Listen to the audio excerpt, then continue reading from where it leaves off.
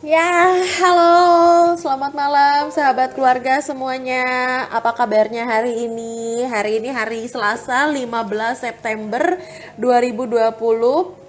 As always, Family First Indonesia mendampingi malam harinya sahabat keluarga nih. Dan pada malam hari ini dengan ini ya, apa sih istilahnya ya? Bincang-bincang seputar relasi. Kita mau ngebahas tentang perceraian. Wow, kayaknya gimana gitu ya kok ngebahasnya perceraian. Tapi yang ini adalah salah satu hal yang paling sering juga dilihat dalam masalah-masalah yang dihadapi oleh banyak keluarga ya. Ada KDRT, ada perbedaan budaya dan lain-lain yang akhirnya bisa berujung pada perceraian ketika tidak di manage atau tidak dikelola konfliknya dengan baik. Dan pada malam hari ini seorang narasumber yang memang sudah sangat cakap ya dalam mendampingi para keluarga ataupun juga dalam memberikan banyak pelatihan, seminar seputar pernikahan dan keluarga termasuk juga dengan parenting. Nah, malam hari ini ada Ibu Ani Wijaya yang bakalan gabung bersama dengan kita semua membahas tentang perceraian. Topiknya judulnya adalah bercerai, solusi atau emosi. Dan pada malam hari ini bersama dengan Alen kita akan bahas mengenai satu topik yang mungkin relate banget dengan situasi saat ini juga ya, ketika orang banyak bilang oh ini gara-gara corona lah, karena banyak bertemu dengan pasangan hampir 24 jam di rumah akhirnya bertengkar dan akhirnya banyak yang mengajukan perceraian. Apakah gara-gara corona? Kalau dulu kita pernah bahas di talk show sebelumnya, dibilang sebenarnya bukan karena coronanya, tapi memang sudah ada akar masalah ataupun berbagai macam konflik yang udah sering banget terjadi, tapi karena kondisi pandemi seperti ini sering ketemu, akhirnya apa sih akumulasinya tersebut meledaklah pada masa-masa seperti ini. Oke, tanpa buang waktu lebih lama, aku mau mengundang narasumber kita yang sudah standby. Halo, selamat malam, Bu Ani. Hai, ya, Alen, senang Wow, ketemu lagi. iya, belakangnya ceria banget tuh Bu. Banyak kata-kata motivasi tuh ya ditempel di belakang ya. Ya, itu kartu-kartu Mm-mm. quote-quote dari Points of View. Oh, itu Nah, istilahnya ya, quotes-quotes kayak yang begini bisa. itu ya. Oh, keren banget ya. Bisa jadi Ya, motivasi dalam setiap apa ya, circumstances ya, dalam banyak hal yang bikin kita down. Nah, terutama dengan topik kita hari ini nih Bu Ani, ngomongin tentang ya. perceraian. Bu Ani kan kalau bisa Mhm. dibilang apa namanya, masa-masa pandemi seperti ini nih banyak banget keluarga yang akhirnya semakin ditantang ya, pergumulannya semakin besar nih karena mungkin selama ini apa masalah-masalah nggak selalu terselesaikan dengan baik sehingga menumpuk, dan ketika banyak yang WFH ya kan akhirnya ketemu setiap Mhm. hari berantem dan banyak yang mengajukan perceraian Bu. Katanya semenjak Mhm. pandemi ini tingkat perceraian semakin tinggi terutama di Indonesia. Nah, kalau menurut Bu Ani Mhm. sendiri nih sebagai seorang trainer, fasilitator dan konselor buat keluarga, bagaimana Bu Ani melihat fenomena tentang tingginya angka perceraian saat masa-masa pandemi seperti ini? Ya, Alen, memang situasi maksudnya kejadian kenapa orang kepingin bercerai begitu menurut menurut saya secara Hmm. pribadi dan pengalaman melihat fenomena yang ada terus beberapa kasus yang ada, saya melihat bahwa memang kalau orang sampai pasangan memutuskan untuk bercerai sebetulnya memang ada akar yang Mm-mm. sudah memang jadi masalah begitu. Mungkin paling banyak mungkin disebabkan karena komunikasi yang tidak cocok satu dengan yang lainnya. Sehingga itu menimbulkan keinginan untuk bercerai itu sebetulnya ada. Jadi di dasar hati yang paling dalam, di bawah sadar mereka berdua antara suami dan istri ini sudah berpikirnya ya memang saya mau Mm-mm. bahagia karena itu saya lebih baik bercerai karena ada banyak hal yang rasanya tidak puas, mengalami Mm-mm. ketidakpuasan dalam kehidupan pernikahan. Itu yang membuat mereka jadi bercerai, memutuskan untuk bercerai. Nah, kalau sebabnya apa itu sebetulnya bisa dicari-cari. Kadang alasan itu bisa dicari-cari. Mereka punya banyak alasan untuk bisa memutuskan bahwa ya nggak apa-apa, ini bercerai begitu. Itu yang saya perhatikan ya, saya amati ya. Dan yang paling banyak mungkin kalau orang di kalangan spiritualis gitu, orang beragama sekalipun, akhirnya ya bolehlah bercerai karena apa? Karena dia ada orang ketiga sih, dia sudah selingkuh, dia sudah tidak setia, jadi ya wajar dong kalau saya juga memutuskan untuk bercerai dan saya menikah lagi ya. Ada pandangan yang seperti ini juga.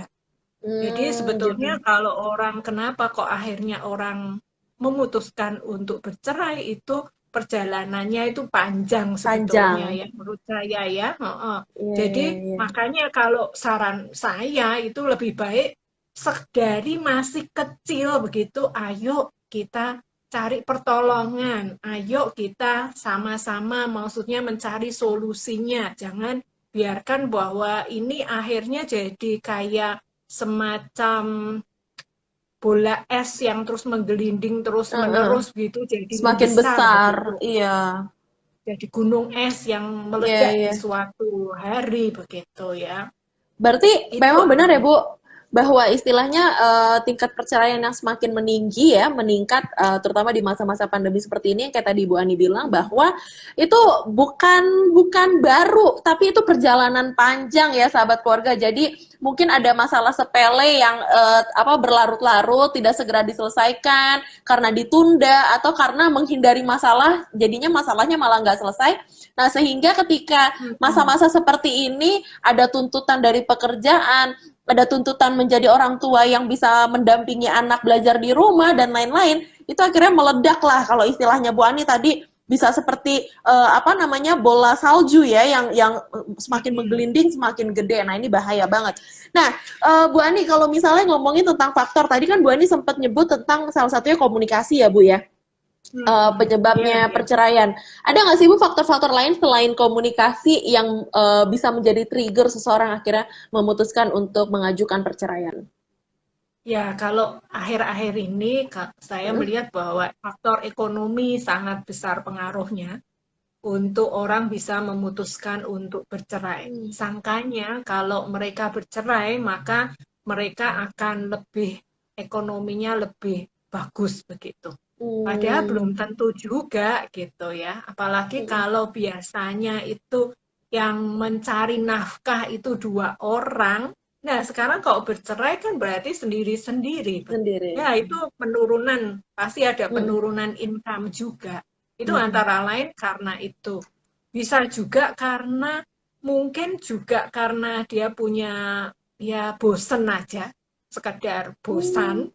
Ada orang yang pengen sensasi Betul. yang baru Hmm. sehingga dia ya sebetulnya bosan, tapi mungkin alasannya macam-macam sih. Karena sebetulnya ada orang ketiga tadi. Orang bisa berpikir bahwa saya itu beda pola pikir, pola pola pola rasanya ya beda. Kalau curhat rasanya tidak pernah connect, malah connect dengan orang lain, Hmm. rasanya Hmm. begitu. Terus juga karena memang ya sekarang ini kan kalau masa pandemi jadi di rumah saja, terbatas kan ruang geraknya, tidak bisa pergi kemana-mana, kerja ya di situ, mau ngurus anak di situ, itu juga memicu kebosanan tersendiri. Hmm. Nah, ketika Hmm. dalam situasi seperti itu, kalau pasangan tidak cukup punya keterampilan komunikasi, nah itu jadi Hmm. masalahnya. Jadi memang faktor penting adalah kalau namanya kehidupan pernikahan itu bukan hanya berarti kita ya sudahlah kita jalani aja, mengalir aja, begitu nggak bisa. Kalau menurut saya loh ya, ada Hmm. keterampilan-keterampilan yang mesti kita latih untuk jadi kompetensi kita juga gitu. Karena pernikahan itu mesti harus diupayakan, bukan ya ini jalan aja begitu seperti biasa nggak bisa gitu. Sama seperti Hmm. kita kerja di kantor yang punya kompetensi-kompetensi dan keterampilan yang mesti kita raih, begitu juga dalam kehidupan pernikahan kita. Kita mesti punya Hmm. keterampilan salah satunya itu keterampilan komunikasi. Komunikasi. Keterampilan komunikasi itu keterampilan apa? Keterampilan ketika bagaimana kita berbicara, bagaimana kita mendengarkan, dan bagaimana kita bisa mengapresiasi satu dengan yang lainnya. Nah, itu antara lain Iya. loh. Selain yang orang juga bisa, maksudnya yang paling ya saya masih bisa memahami banget kalau orang akhirnya bercerai Mm-mm. karena ada kekerasan dalam rumah tangga. Rumah tangga. Yang Mm-mm. bikin, maksudnya ini apa ya, taruhannya tuh nyawa lah, Nyawa. sudah kayak Mm-mm. begitu.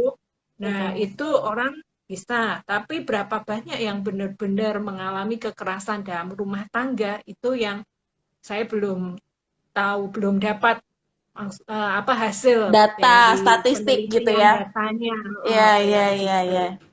Baik, baik. Jadi memang istilahnya ini tadi mungkin ada banyak akar nih sahabat keluarga, tapi dalam perceraian seringkali segala macam masalah itu berujung pada keterampilan komunikasi yang tidak dilatih atau tidak diasah sejak lama gitu ya. Sehingga permasalahan lainnya entah itu masalah ekonomi ataupun masalah lainnya jadinya disampaikan dengan apa ya, salah dengan cara yang salah. Ini udah ada banyak banget komentar ternyata, Bu. Ya, ini ya, Ada tolong cahaya dibacain. hijrahku. Komunikasi Oh, ekonomi ya boleh. pemicunya. Ya betul. Nah, ini tepat Terima banget kasih, barusan Bimo. Bu apa namanya Bu Ani ini ya ngomongin KDRT ini ada yang bertanya tepat banget. Bu, maaf mau tanya, ini saya ada sepupu tapi punya suami temperamen dan suka KDRT. Dan tiap hari diajaknya berantem terus dan ini berlangsung dari awal nikah dan ditambah lagi sekarang si suami suka miras. Apakah boleh cerai? Gimana Bu Ani? Nah, ya, ini kalau saya Mm-mm. punya pemahaman bahwa saya punya mindset begitu ya, bahwa Mm-mm. kalau namanya apa yang sudah dipersatukan oleh Tuhan dalam kehidupan pernikahan, maka dia tidak boleh bercerai, tidak boleh diceraikan oleh manusia. Itu Manusia. itu itu mindset saya. Nah, tentunya kenapa, maksudnya misalnya dalam kasus ini ya, bully bully Margareta ya. Nah, Iya, bagaimana kalau ini mengalami KDRT? Ya, kita konseling dulu. Jadi, menurut saya lebih baik cobalah konseling, karena kalau kasusnya seperti ini, kita nggak bisa cuman sekedar gimana ya tips dan triknya kayak gitu, nggak bisa, kita mesti harus konseling. Saya pikir nah iya Family betul. First Indonesia banyak konselor yang bisa Bapak Ibu datang ke situ juga, atau kalau misalnya tertarik untuk konsultasi konseling dengan saya, silahkan, boleh juga. Saya share nomor telepon saya karena memang saya punya hati untuk hal ini, karena saya punya pengalaman tersendiri ya berkenaan dengan kehidupan keluarga yang tidak harmonis. Catat nomor telepon saya, Saya Ibu. catat ya Bu di Kosong- ini di Oh ya, komennya. Silakan Bu, boleh. 08. 081 390 Mm-mm. 937 937. 081 390 937 937. Itu nomor telepon Oke. saya. Jadi Oke. memang kalau KDRT itu mesti, ya kita mesti harus banyak ketemu terlebih dahulu untuk tahu, ibarat kata itu ya diurai benang kusutnya itu satu persatu supaya kita tahu. Kita pasti upayakan, karena bagi saya meyakini kalau kita punya mindset Mm-mm. bahwa semua yang sudah, maksudnya saya itu ketemu dengan pasangan saya itu bukan kebetulan. Itu Betul. sesuatu yang memang sudah direncanakan atau ya sudah diatur oleh Tuhan, atau orang mengatakan alam semesta ini kita berjodoh pokoknya sampai kita di KUA itu, catatan sipil di Sipil. gereja atau dimanapun ya, itu berarti ya memang sudah diizinkan saya bersatu dengan pasangan saya. Itu artinya kalau ada masalah, saya mesti berupaya se seoptimal mungkin ya, maksudnya ya sampai dalam tanda petik saya mengatakan berdarah-darah untuk Mm-mm. mengupayakannya untuk mempertahankan kehidupan pernikahan ini gitu. betul betul. Saya Jadi tahu itu intinya pasti tidak mudah, apalagi berat. KDRT ya. Iya, jadi kalau boleh disimpulkan tadi ya untuk Ibu Margareta tadi ya, bahwa KDRT memang sangat menyakitkan dan butuh proses lama juga tuh, apalagi kalau misal sudah jadi trauma atau anak-anak juga melihat KDRT tersebut. Tapi memang Benar. disarankan banget untuk istilahnya apa ya, melakukan counseling, konsultasi dengan mereka yang pakar dalam hal seperti ini gitu ya. Tadi Bu Ani bahkan sudah share nomor kontak Bu Ani sendiri. Jika memungkinkan, lakukan dulu konselingnya supaya pertama kita memulihkan diri kita juga gitu ya, sebelum akhirnya bisa bersama-sama pulih dengan pasangan dan lain-lain. Nah, kemudian Bu Ani ini banyak banget komen Bu. Hmm. Komen berikutnya ini saya sampai ke scroll ke bawah sebentar ya, sahabat keluarga. Mohon bersabar. Banyak banget. Kalau dalam proses perceraian dilandasi emosi semata, masih bisa didamaikan atau rujuk dalam proses mediasi di pengadilan. Nah, sahabat keluarga nih, jadi kalau emang cuma karena emosi, ini ada bantuan hukum, ada informasi hukum, jadi bisa dimediasi di pengadilan. Jadi bahkan bukan cuma seorang konselor loh yang mengupayakan supaya pernikahan itu tidak pecah. Bahkan sampai di pengadilan pun, pengadilan masih berusaha supaya keluarga itu tidak pecah. Jadi mari kita bersama-sama saling menguatkan satu sama lainnya ya. Kemudian komen berikutnya dari Ria_PSY04.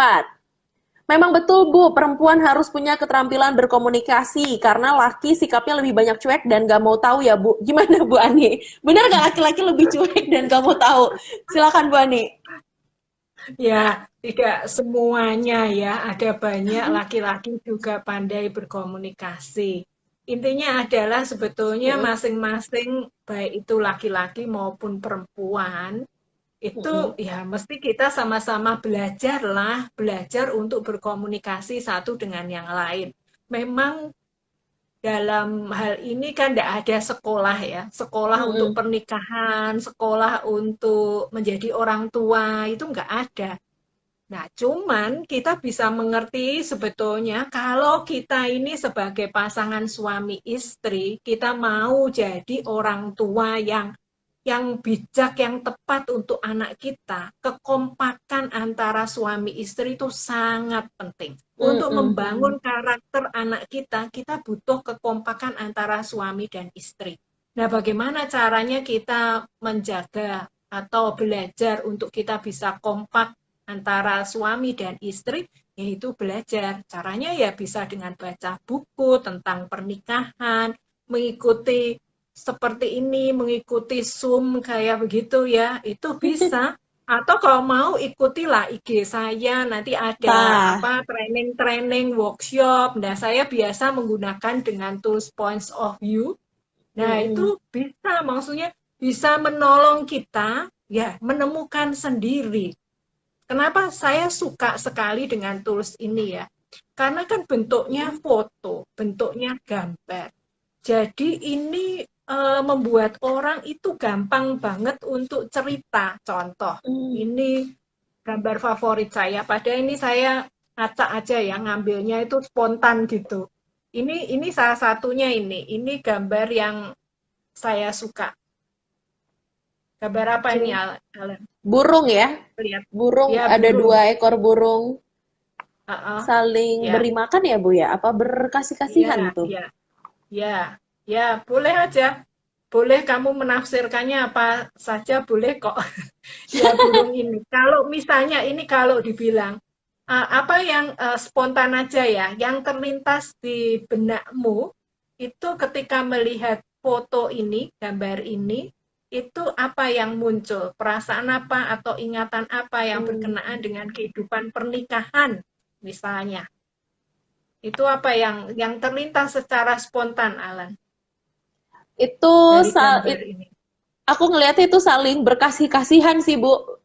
Iya, ya, ya, boleh, boleh, boleh. Ya, misalnya ini misalnya aja tuh seperti itu.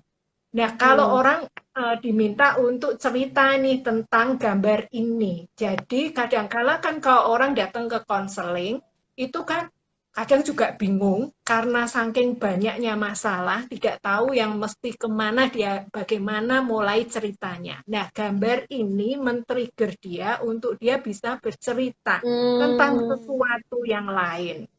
Nah, itu. Dan itu membuat dia juga merasa aman. Nah, itu yang bikin saya suka dengan tools ini, fototerapi ya, pakai points of view, karena ini bisa menolong minimal untuk inner reset diri saya sendiri. Hmm. Itu saya rasain banget. Sehingga apalagi untuk menolong orang lain, itu kita dapat gitu loh. Kalau kita dapat insight-nya sendiri, bukan karena dinasehati loh ya, Hmm, hmm, dapat hmm, hmm. insight-nya sendiri, maka itu kan komitmennya dari kita Iya, sendiri.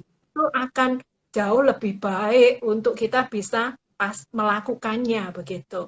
Tapi betul kalau betul. dinasehatin kayak gitu, misalnya makanya workshop saya mesti gabungin nih Hmm, antara hmm. teori dengan mau aplikasinya apa? Aplikasinya saya pakai points of view. Jadi pulang harus bisa mengaplikasikan teori yang saya berikan gitu. Kayak Hmm, besok hmm, hmm. Sabtu itu saya berbicara tentang keterampilan berpikir kreatif dan berpikir kritis untuk parenting. Minggu Hmm, yang hmm. lalu saya ngomongin soal bagaimana orang tua, parent bisa memanage waktunya dan memanage emosinya. Saya gabungin Hmm, itu alat. Sehingga orang pulang, dia tahu saya mesti ngapain. Minimal hmm. satu aja poin untuk dia bisa lakukan di dalam Sesegera mungkin kehidupannya. gitu ya. Iya, Betul, iya, iya, melakukan iya. langkah kecil. Ya, itu sampai Gitu. ceritanya kok kemana-mana ya. Saking saya Gak suka. apa-apa.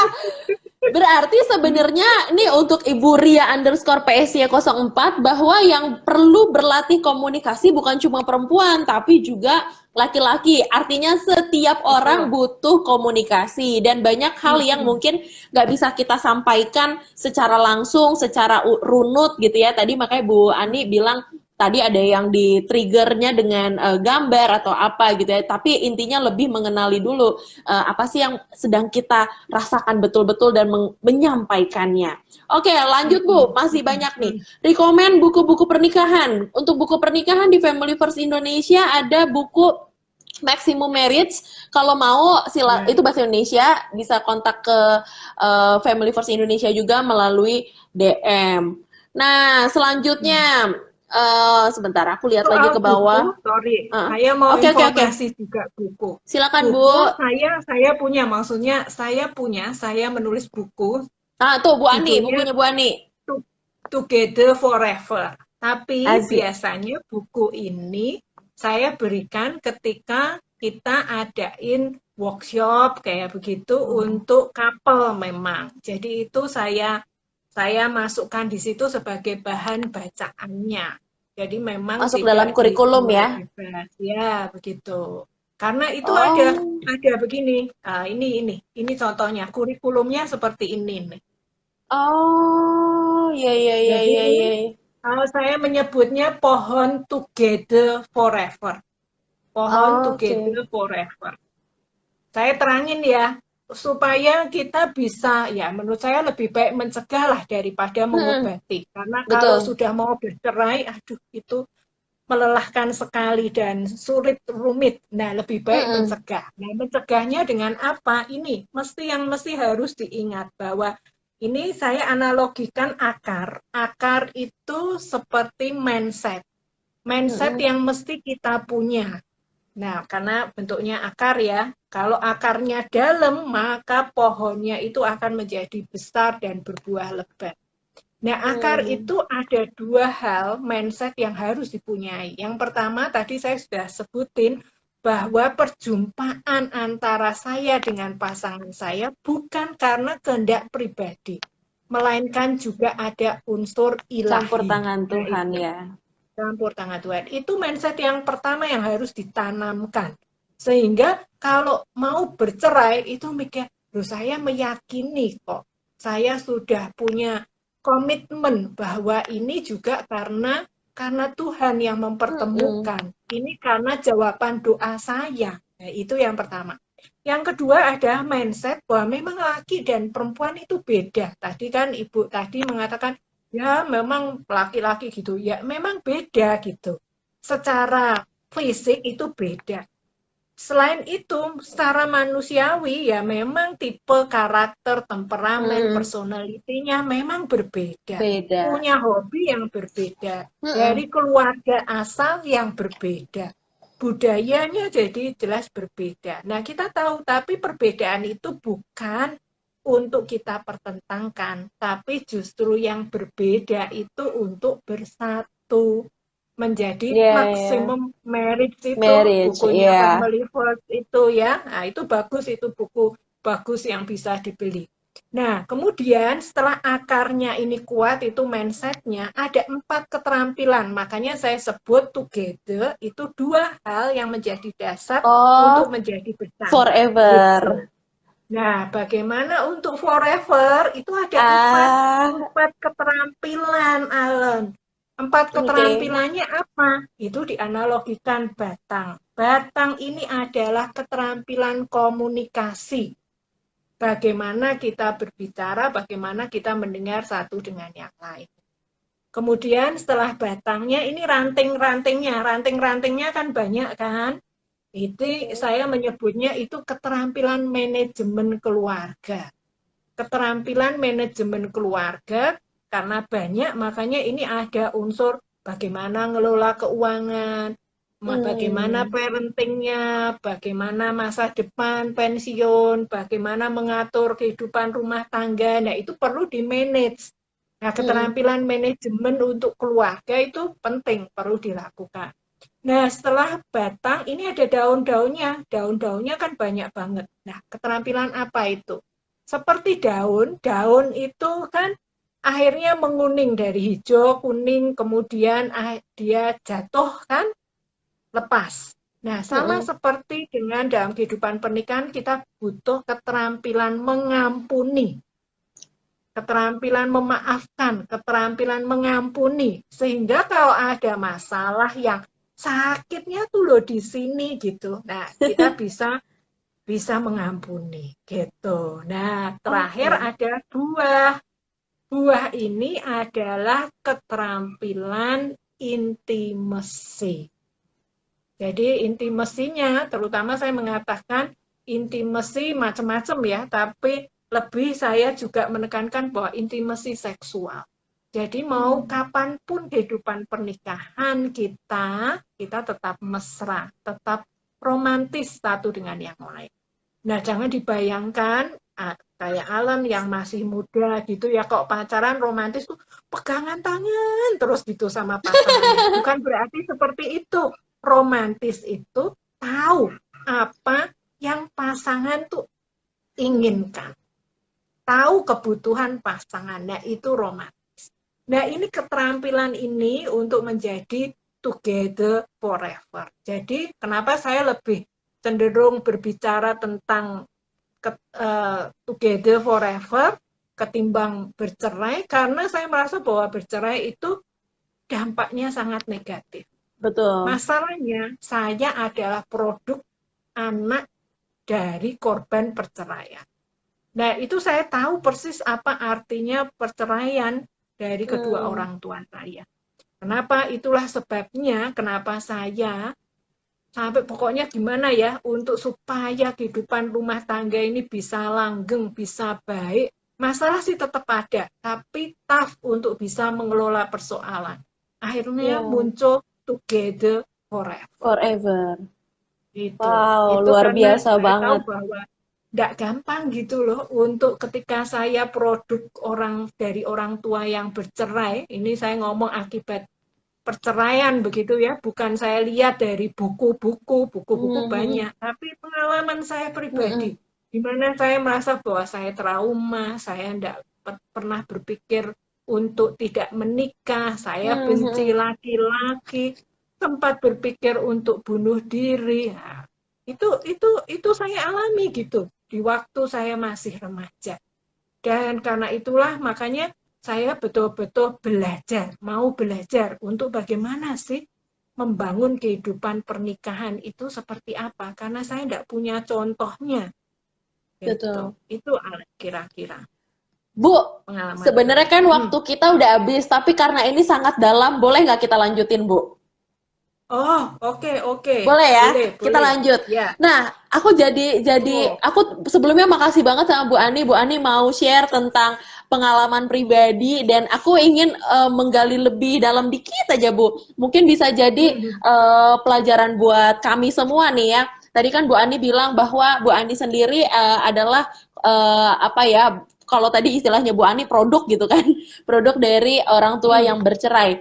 Nah, ketika Ibu Ani akhirnya memutuskan, tadi Bu Ani bilang, saya nggak mau pernikahan saya pun mengalami hal yang sama dengan orang tua saya.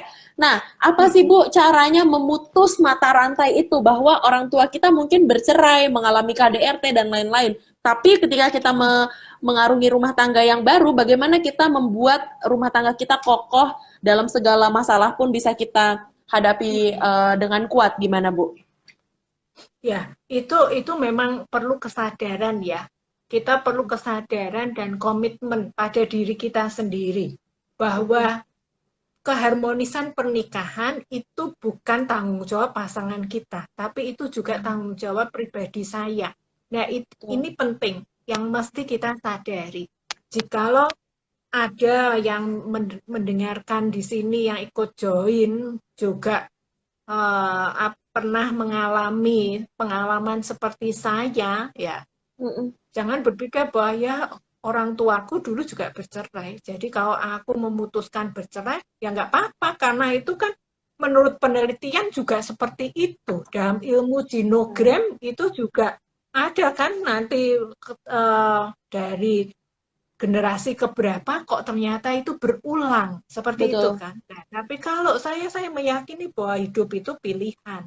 Saya diberi Tuhan kehendak bebas dan saya memilih, sengaja saya memilih bahwa saya akan mengupayakan dengan sepenuh hati saya, dengan segala daya upaya saya. Karena itu saya terbuka untuk belajar, baca banyak Mm-mm. buku, ikut training, ikut seminar, teori apa, ya maksudnya untuk terapi. Terapi untuk diri sendiri seperti itu, untuk supaya Mm-mm. saya sembuh, supaya saya sehat, supaya saya lebih happy. Nah, itu yang saya lakukan. Makanya kenapa saya senang belajar terus sampai yang terakhir saya belajar di points of view itu karena ini menarik banget ini bisa menggabungkan antara otak kiri dan otak Betul. kanan saya begitu. Karena itu kan menimbulkan daya kreatif ya kalau kita menggunakan otak kiri dan otak kanan kita juga. Dan kalau Mm-mm. Mm-mm. dibilang topik kita kan bercerai, solusi atau Atau emosi. Saya emosi. sudah bikin akronimnya. Apa tuh, Bu? Aku catat Ya, langsung. kalau kalau sekarang maksudnya yang lagi ngetren kan waktu kemarin itu Butejo ya, jadi wong mbok solutif gitu kan. Solutif. Tapi saya tidak berarti bahwa ya kalau bercerai itu solusi, tunggu dulu karena memang mindset Hmm, saya bukan seperti itu itu, heeh. ya. Jadi saya mengambil akronimnya justru emosi. Akronim emosi ini dari kata-kata yang pertama yang kita mesti ingat pada saat kita itu berpikir untuk bercerai, yang pertama adalah enyahkan ego. Kita mesti mengenyahkan ego kita, karena biasanya pertengkaran itu karena ego. Mm-mm. Ya, karena ego kita itu yang bikin maksudnya ya gengsi lah untuk minta maaf, nah begitu ya, sehingga rasanya menuntut orang lain, pasangan itu mengerti kita, kita yang merasa perlu dikasihi, diperhatikan, dan lain sebagainya. Nyahkan ego kita, itu yang pertama. Kemudian yang kedua adalah mengampuni. Jadi itu keterampilan yang mau tidak mau. Karena biasanya kalau orang sudah memutuskan untuk mau bercerai, berpikir untuk bercerai, biasanya masanya sudah dalam.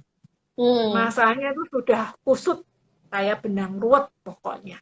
Biasanya begitu. Nah, karena itu kita butuh keterampilan untuk mengampuni itu. M-nya mengampuni. Karena kalau kita tidak mengampuni, kita masih bawa-bawa itu masalahnya terus-menerus. Mm-mm. Jadi Mm-mm. kehidupan rumah tangga ya bertengkar terus. Kasihan anak-anak kita. Saya ngalami itu bagaimana dalam kehidupan keluarga yang banyak piring terbang, terus kata makian, kayak gitu pada waktu saya masih 5 tahun. Jadi saya masih ingat betul bagaimana perasaan ketakutan saya di momen-momen seperti itu saya ngerasain. Nah, itu yang kedua ya, mengampuni. Dan yang ketiga, kalau kita sudah mengampuni, kita masuk kayak orientasi. Kalau mahasiswa gitu kan kita mesti orientasi baru tuh gitu kan, masa-masa orientasi baru ya. Seperti itu. Kita mulai bahwa yang lama itu sudah berlalu, yang baru ini datang dan kita mesti orientasi. Kita mencoba melihat pasangan kita sebagai orang yang baru. Dengan begitu kita jadi ingat cinta mula-mula. Karena kalau kita pernah sampai menikah, kalau enggak cinta, ya itu bodoh aja sih. Maaf. Kalau kita biasanya, kecuali kalau ini karena menikah karena dijodohkan loh ya. Tapi kalau kita menikah, kebanyakan orang kan bilang bahwa karena cinta, maka aku menikah. Nah, ini kita berarti mesti harus mulai lagi dari awal, dari nol lagi. Orientasi baru terhadap pasangan kita, walaupun pasangan lama, tapi kita mencoba menghadirkan ya cinta kita mula-mula. Dan yang keempat, yang S ya, S. Aduh, saya buat ini kok saya jadi lupa. Ini tulisannya tuh, emosi. Iya. Saya biasanya pakai ini sudah lama sih nggak IG live sama Allah. Segera dijadwalkan lagi, Bu. Ini EM ya, orientasi S. Nah, ini S. S ini spirit atau semangat gitu kan. Roh, spirit, kita butuh roh yang menyemangatkan. Semangat. Kalau dibilang bahasanya itu antusias. Antusias itu dari bahasa Yunani en dan theos. En itu di dalam, theos itu Tuhan. Nah, kita butuh bantuan spirit, semangat bahwa Tuhan ada di dalam diri kita, itu yang akan memampukan kita, yang menolong kita untuk kita tadi mulai mengampuni, mengorientasi dari awal lagi, mencoba mencintai, belajar mencintai kembali begitu. Dan yang terakhir adalah I. I di sini adalah intimacy. Intimacy. Jadi setelah kita ada semangat begitu ya, punya merasa bahwa memang ya kita dipersatukan lagi oleh Tuhan, kita harus jalin intimasi. Harus menjalin kedekatan, intim kan, menjalin kedekatan dengan pasangan kita. Intimasi, baik itu intimasi intelektual, intimasi secara spiritual, intimasi emosional, intimasi rekreasional. Ya, begitu. Ini perlu kita lakukan karena kalau kita tidak pernah mengagendakan, nah bahasa saya kan seringkali begitu, mengagendakan untuk membangun keintiman, ya pasangan kita lebih intim pada mungkin orang lain, teman sekerjanya, kayak begitu, ya wajar lah. Dengan gadgetnya, gitu kan? Ya, dengan gadgetnya, jadi lebih dekat dengan orang lain atau gadgetnya itu, kita kadangkala memang perlu, ayo kita agendakan supaya kita punya waktu untuk intimasi bersama. Dan tak kalah menarik banget. Penting intimasi seksual ya, karena itu yang membedakan antara suami istri dengan persahabatan. Kalau kita bersahabat dengan orang lain yang lawan jenis, kita dekat, kita bisa saling curhat dan lain sebagainya.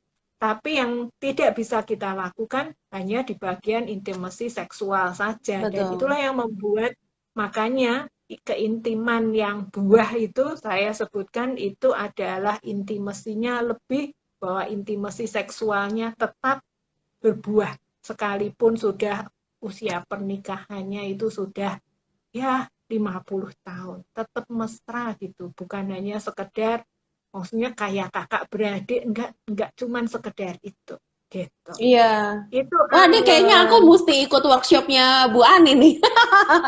Demi mendapat buku tadi. Bu, boleh ya masih dilanjutin ya Bu? Ini banyak banget yang nanya soalnya Bu, kasihan kalau nggak dijawab. Oke. Ya, boleh ya, silakan. ini dari Bapak Johan Lim. Bu, gimana Hmm. kalau misalnya orientasi seksual yang tiba-tiba berubah di tengah pernikahan dan dijadikan alasan untuk bercerai? Perlukah berupaya untuk dipertahankan? Gimana, Bu? Kalau orientasi berubah, Orientasi apa tadi? orientasi seksualnya Orientasi berubah. seksual. Oh, orientasi seksualnya berubah. Ya, menurut saya kalau dulu menikahnya maksudnya ya dalam laki-laki dan perempuan, ya Mm-mm, kalau saya tetap ayo perjuangkan gitu. betul. Perjuangkan dulu. Sampai ibaratnya segala upaya, cara itu dilakukan.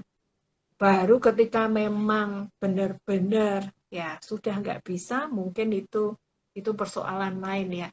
Tapi Hmm. harus pertama kali mindsetnya itu harus selalu mengupayakan. Jangan sudah langsung menyerah. Itu yang penting. Dan tadi ya Bu, konseling dulu dan lain-lain gitu. Atau jangan-jangan mungkin Hmm. ada trauma masa lalu dan lain-lain. Nah ini penting banget untuk Pak Johan nih, nanti mungkin bisa didiskusikan lebih lanjut ya dengan konselor. Bu, selanjutnya tadi ada yang bertanya tentang bagaimana cara tadi kan Bu Ani ngomong tentang kekompakan. Ini dari Hmm. V128E. Bagaimana cara membangun kekompakan itu? Dan gimana kalau misalnya sudah nggak memungkinkan untuk baca buku? Maksudnya buku-buku parenting. Gimana Bu? Kalau kan ada orang yang terlalu sibuk juga ya Bu, apalagi kalau perempuan biasanya Hmm. bekerja kemudian urus keluarga juga. Nah, kayak gini gimana Bu? Ada Nah, solusi nggak? cara paling mudah itu kita belajar adalah kalau nggak bisa baca buku ya ikut IG Live seperti ini. Ya, IG Hmm. Live seperti ini juga bisa. Mendengarkan radio misalnya kan ada tuh biasanya kadang kan FFI ada juga di Mm-mm. radio mana. Nah, Betul. kita cari tahu informasi yang berkenaan dengan mana pembahasan tentang topik tentang pernikahan, parenting itu bisa kita pelajari. Nah, caranya bagaimana untuk supaya kita itu kompak sebagai suami dan istri itu perlu komitmen menurut saya ya. Suami istri perlu Hmm. komitmen bersama. Tanpa komitmen, tanpa kesepakatan bersama agak sulit. Jadi Hmm. cara paling mudah adalah kalau ini sudah punya anak, kita lakukan kekompakan itu demi untuk anak kita. Karena kalau kita tidak kompak, yang kasihan itu Anak. anak kita yang bermasalah. Mungkin sekarang itu tidak terlalu nampak, tapi nanti pada waktu dia usia akil balik gitu SMP, itu biasanya muncullah trauma-traumanya itu apa, masalah-masalahnya yang dulu waktu Mm-mm, masa mm-mm. kecilnya itu tidak Kecil, ha. diberesin begitu, mungkin kecewa dengan orang tua dan lain sebagainya. Nah, itu baru munculnya di kemudian hari. Nah, karena itu menurut saya yang penting ada komitmen, terus mesti mengupayakan. Caranya ya agendakan keintiman. Salah satu cara untuk bisa kita kompak itu agendakan keintiman tadi, intimasi itu. Mulai dari intimasi emosi, kita mesti saling sharing, tidak dipaksa, makanya perlulah coach untuk pernikahan kayak begitu ya. Saya berminat untuk hal itu dalam artian ya kalau kita punya pelatih ya kita ya cuman kita harus mau tuh ngerjain PR-nya tiap Mm-mm, hari mm-mm. ngapain, kita agendakan Betul. waktu mungkin cuman sekedar 15 menit untuk membicarakan dari hati ke hati bagaimana perasaan hari ini, bagaimana kesibukan hari ini, ya mungkin sederhana seperti itu, tapi kita mesti lakukan ibaratnya laporan setiap hari selama 21 hari. Itu hukum perilakunya kan seperti itu. Iya, iya, Terus rutin. menerus tidak Mm-mm. boleh Putus. bolong, harus Mm-mm. rutin. Nah, supaya kita terbiasa. Itu ya mau tidak mau kalau ini misalnya kita dengar ini semangat, tapi kemudian kita tidak praktek Turun lagi. ya agak Iya. sulit. Kapal Memang selam mau ya, Bu tidak ya? mau kita harus ambil sikap, satu insight. Makanya teman-teman yang di sini yang bergabung, kalau bisa chat tuh insight-nya apa yang saya mau lakukan, terus Mm-mm. mau saya praktekkan nih, supaya saya bisa mencegah perceraian itu.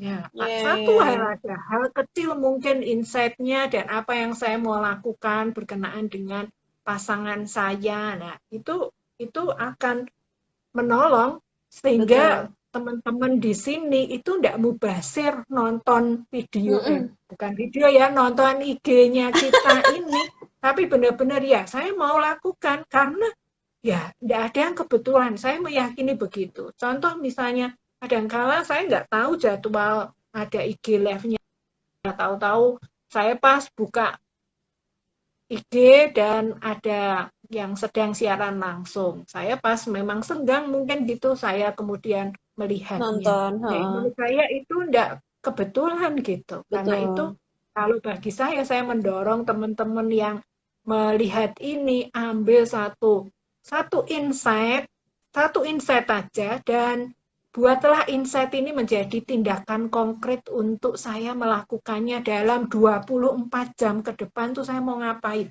Supaya waktu yang berharga ini enggak sia-sia gitu. Cuma enggak denger-denger Betul. aja, oh iya ya, bagus ya, betul ya, mungkin kayak gitu ya.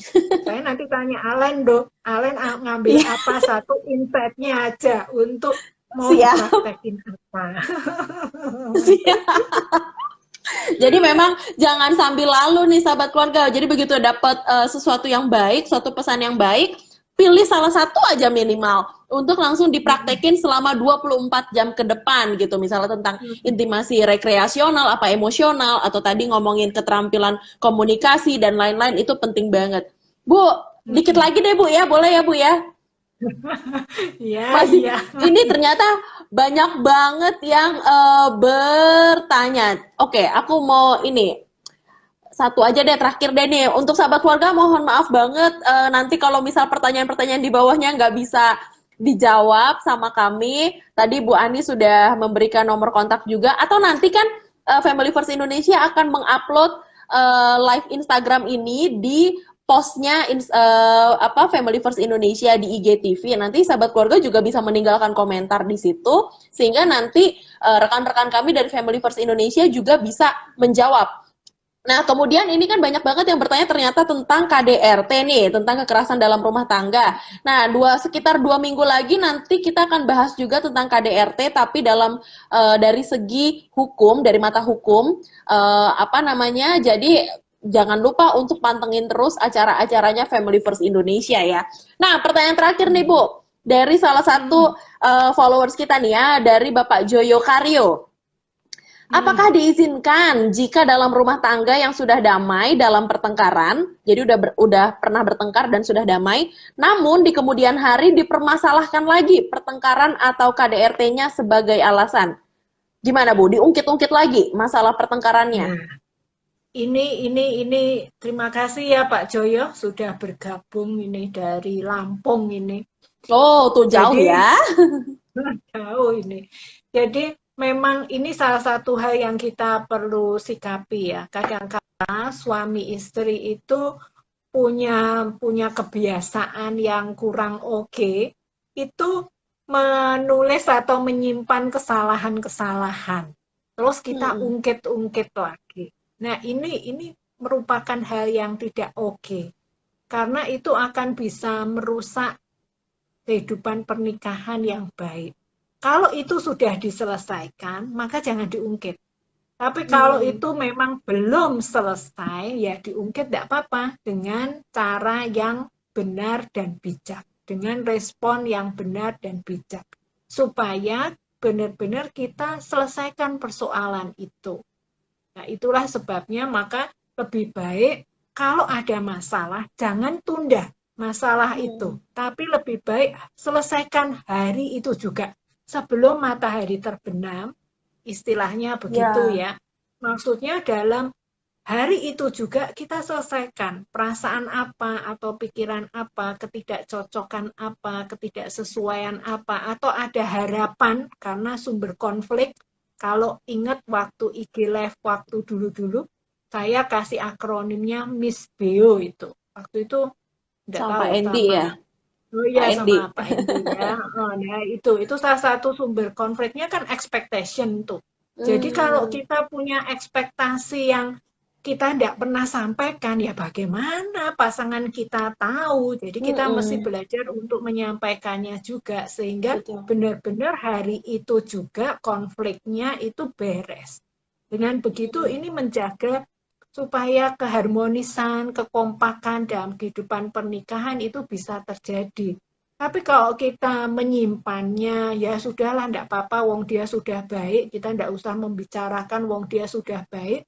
Akhirnya itu suatu ketika ada peristiwa tertentu, kita tertrigger nih, kita jadi meledak.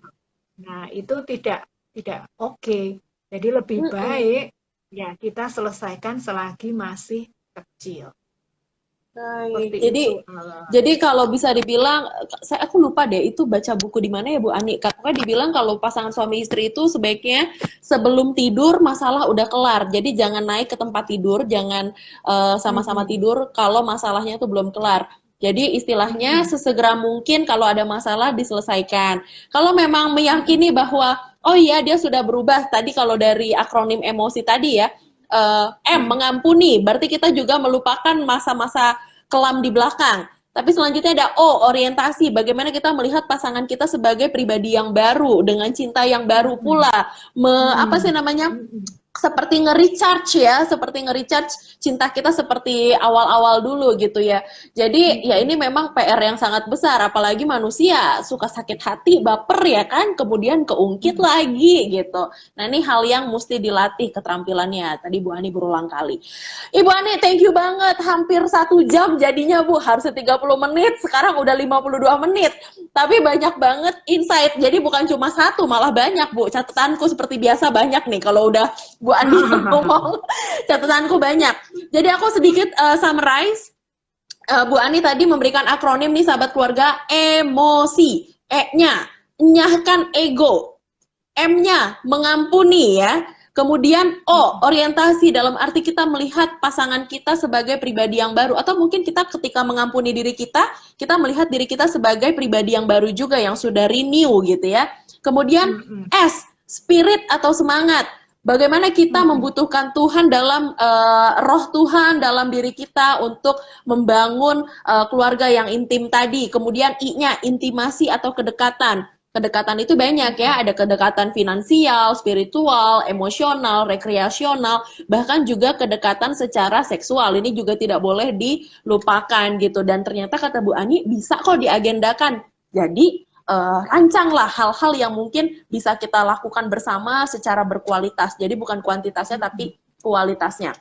Nah, sahabat keluarga, kalau sahabat keluarga pertanyaannya tadi belum masih banyak yang belum dijawab, sekali lagi mohon maaf, tapi nanti ketika video ini diupload di IGTV, sahabat keluarga bisa tinggalkan komentar, pertanyaannya dituliskan di kolom komentar. Nanti bisa kami dari Family First Indonesia atau juga mungkin Bu Ani dapat mereply, membalas komentar dari sahabat keluarga di IGTV Family First Indonesia. Dan terakhir Bu Ani juga sudah memberi diri tadi ya, mengatakan kalau memang membutuhkan counseling dalam hal keluarga, pernikahan, Bu Ani sudah memberikan nomor, itu sudah aku pin di layar sahabat keluarga, harusnya bisa kelihatan nomor Ibu Ani Wijaya, 0813 90 93 7937 gitu ya. Sekali lagi Bu Ani, terima kasih banyak untuk waktunya, untuk insights-nya, untuk semuanya. Dan sahabat keluarga terima kasih udah mau setia mendengarkan kami berdua bercerita gitu ya. Dan Bu Ani sekali lagi terima kasih juga buat kesaksiannya ya Bu ya. Kami terus ikut mendoakan Bu Ani supaya terus jadi berkat buat semua keluarga. Sampai jumpa ya di acara-acara berikutnya. Teman-teman yang sudah ikut gabung.